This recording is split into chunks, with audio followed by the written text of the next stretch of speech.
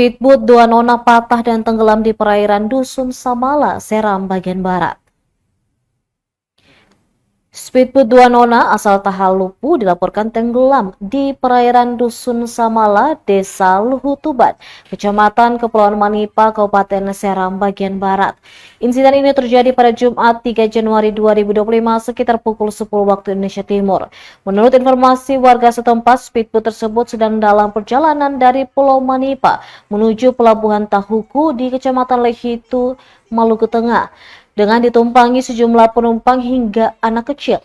Speedboat tersebut dikabarkan patah bagian tengah akibat menabrak batang pohon yang hanyut.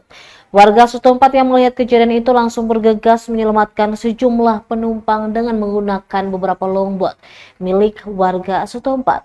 Warga Dusun Labung Timur, Nila, mengatakan hingga saat ini sejumlah korban telah diamankan di rumah warga setempat. Sementara salah satu penumpang beserta bayinya dikabarkan masih belum sadar. Sementara itu, Kapolsek Manipa Edwin R. Mangare saat dikonfirmasi tribunbon.com terkait kejadian tersebut membenarkan hal tersebut.